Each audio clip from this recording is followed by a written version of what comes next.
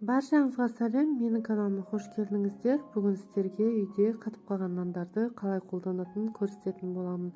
Видеоны бастамас бұрын менің каналыма жазылуды ұмытып кетпеңіздер.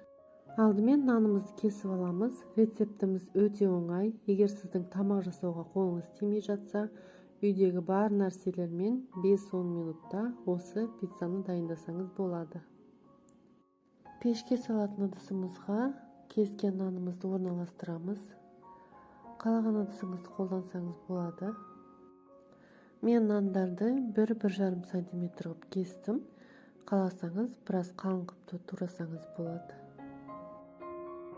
Келесі бізге соус үшін қажет заттар: 100 мг сұйық май, 100 мг йогурт, 100 мг сүт, 2 жұмыртқа, жарты шай қасық паприка, жарты шай қасық орегано, жарты шай қасық тұз қостым. Қалаған дәмдеуіштеріңізді қоссаңыздар болады. Жақсылап араластырамыз.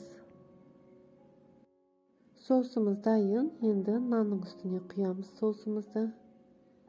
Енді бізге үстін әрлеу ғана қалды. Ол үшін бізге керекті ингредиенттер: шұжық, сыр, қызыл жасыл бұрыш, консервіленген жүгері және зәйтін қолданамыз. Пиццаны үйдегі бар заттармен жасай берсеңіздер болады, бірақ мен осы ингредиенттермен жасаған кезде әртүрлі дәм бірігіп, ерекше және дәмді болып пісті. Егер үйде осы ингредиенттер болса, осы ингредиенттермен жасауға кеңес беремін.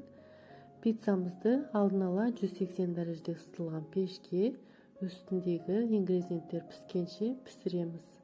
Осымен біздің пиццамыз дайын. Менің каналыма жазылуды ұмытып кетпеңіздер. Астарыңыз дәмді болсын.